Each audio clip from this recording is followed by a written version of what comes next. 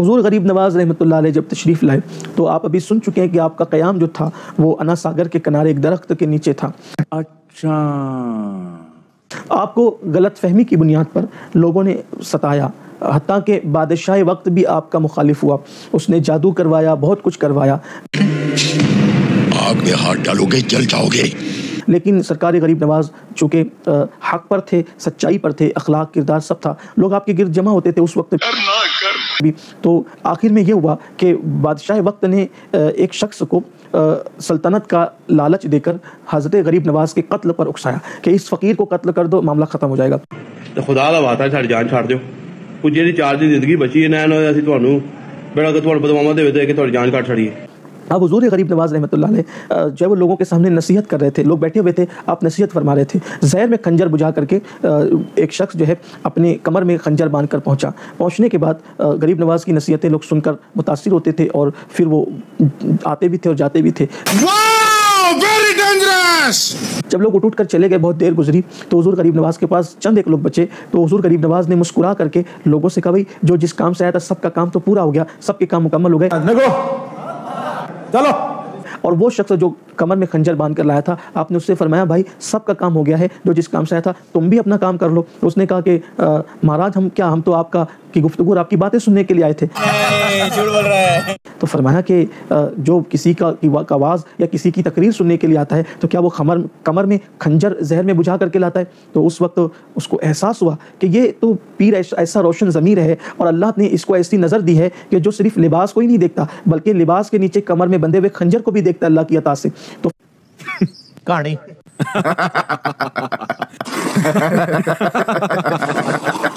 پھر یہ جب کرامت اس نے دیکھی تو پھر اس نے فوراً اس کو چھپانے کی کوشش کہا کہ یہ ہمارے یہاں کی رسم ہے کہ ہم خنجر کمر میں باندھتے ہیں، آپ اس کو برا نہیں سمجھیں. تو فرمایا اچھا کمر میں خنجر باندھنا اگر یہاں کی رسم ہے تو کیا یہ بھی رسم ہے کہ بادشاہ سے سلطنت کی لالچ میں کسی کے قتل کا پر آپ قسم اٹھا کر کے آتے ہیں؟ بس ہوا نکل گئی. اب وہ پریشان ہوا کہ یہ تو کمر کا خنجر ہی نہیں جانتے بلکہ بادشاہ سے جو میں محل میں باتیں اکیلے میں کرایا ہوں جس کو میرے اور بادشاہ کے سوا کوئی نہیں جانتا، یہاں بیٹھے بیٹھے وہ اس کی جو ہے وہ اس کا ذکر کر رہے ہیں، ان کا پاور اتنا ہے. پھر اس کو احساس ہوا کہ میں کتنے مہان اور میں کتنے عظیم انسان کے لیے دل میں غلط خیال لایا ہوں. تو اس نے خنجر رکھا اور کہا کہ میں اتنے اچھے آدمی کو قتل کرنا چاہتا تھا صرف سلطنت اور دولت کی لالچ میں کہ جو دلوں کے بھید بھی جانتا ہے اللہ کی عطا سے اور کمر کا خنجر بھی جانتا ہے. جھوٹ مار دے ہو، ایک سے ایک بڑا جھوٹ لکھا ہوا ہے اور محل کی گفتگو بھی وہ جانتا ہے اور اس کا انداز یہ اس کا اخلاق یہ ہے کہ وہ کہہ رہا ہے کہ جس کام سے کر لو. اس نے خنجر رکھا، کہا کہ میں بڑے اچھے آدمی کو قتل کے لیے آیا تھا، اب میرا زمین پہ جینے کا کوئی حق نہیں ہے، اسی خنجر سے مجھے قتل کر دیا جائے. تو حضور غریب نواز نے مسکرا کر کہا بیٹے میرا پتر چھٹی کر، تو بعد نہیں آنا، تو حرکتاں تو بعد نہیں آنا، تو کاکا چھٹی کر، کل میرے منہ نہ لگی، منو نظر نہ آوی، اپنی شکل دور کر. میں اس ہندوستان کی زمین پہ لوگوں کی جان لینے نہیں آیا ہوں، لوگوں کو مارنے نہیں آیا ہوں، بلکہ میں تو لوگوں کو نئی زندگی دینے آیا ہوں. اچھا. میں تو لوگوں کو میں لوگوں کو جلانے نہیں آیا ہوں، میں لوگوں کو جلانے یعنی زندگی دینے آیا ہوں. میں لوگوں کو مارنے نہیں آیا ہوں، میں لوگوں کو حیات نو عطا کرنے آیا ہوں. یہ کیا بات کرتا ہے یار؟ میں لوگوں کو جو ہے وہ ذلیل کرنے نہیں آیا ہوں، میں لوگوں کو عزت دینے آیا ہوں. تو سب تو بڑا ذلیل ہے کائنات ہے. میں پستیوں کے اندر لوگوں کو ڈھکیلنے نہیں آیا ہوں، جو پستیوں میں کچلے ہوئے لوگ ہیں میں ان کو اٹھانے کے لیے آیا ہوں. فرمایا جا آئندہ کے بعد ایسی غلطی مت کرنا، میں نے تجھے معاف کیا. آہا بہت چنگا نام ہے. جب یہ اخلاق اس نے غریب نواز کے دیکھے تو اس نے فوراً کہا کہ میں کہاں جاؤں، اب میں نہیں جا سکتا، اب تو میں آپ کے دامن سے وابستہ ہو جاؤں گا اور آپ مجھے وہ کلمہ پڑھائیں جو مدینے کے تاجدار جو ہے لوگوں کو پڑھا کر ایمان کی دولت عطا کرتے تھے. اور پھر وہ اس نے کلمہ پڑھا اور وہ ایمان اس نے قبول کیا اور اس کے بعد پھر میرے غریب نواز نے اس سے فرمایا کہ جو خنجر لے کے قتل کرنے آیا تھا، فرمایا مانگ کیا مانگتا ہے، جو مانگے گا دیا جائے گا. تو اس نے کہا کہ میں 150 روپیہ دے. سنا ہے کہ کعبۃ اللہ شریف میں جانے والے کے سارے جرائم معاف ہو جاتے ہیں، حج کرنے والے کے سب جرائم معاف ہو جاتے ہیں. تو میں یہ چاہتا ہوں کہ زندگی میں 40 مرتبہ حج کروں اور جب 40 مرتبہ حج کر لوں تو وہیں پہ میرا انتقال ہو جائے. ایسے نہیں ہوگا. آپ نے دعا فرمائی اور فرمایا کہ جا اللہ تجھے 40 حج کی سعادت عطا کرے گا اور آخری میں تیرا انتقال مکۃ المکرمہ کی مقدس سرزمین پہ ہوگا. لعنت ہے تیرے ایسے عقیدے کے اوپر، کلمہ پڑھ کے مسلمان ہو.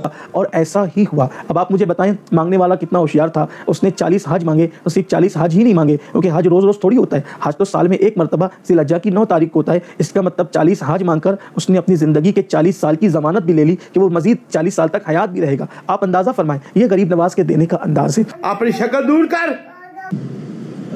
میں پھر وہ اکثر بات کرتا ہوں نا کہ لوگوں نے گاڑیوں کے پیچھے لگایا ہوتا ہے نگاہ مرشد، حالانکہ وہ نگاہ مرشد نہیں ہوتی، وہ ہادہ من فضل ربی ہوتا ہے.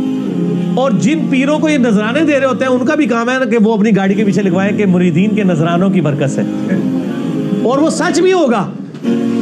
یہ تو جھوٹ ہے نگاہ مرشد، یہ تو بیچارہ پورا دن ٹیکسی چلا رہا ہے، پیچھے لکھا ہوا ہے بری بری امام بری کر دے کھوٹی قسمت ہری، اور جا کے امام بری کے وہاں پہ مزار کے اوپر جا کے چندہ بھی دے رہا ہے. اس مزار کے اوپر جو سارے معاملات چل رہے ہیں وہ تیرے چندے سے چل رہے ہیں. یہ تو ہونا چاہیے اس مزار پہ لکھا ہو کہ ٹیکسیوں والے اور غرباء کی نگاہ کرم سے. یہ سچائی ہوگی. یا پھر خدا کے لیے آپ لکھو ہذا من فضل ربی.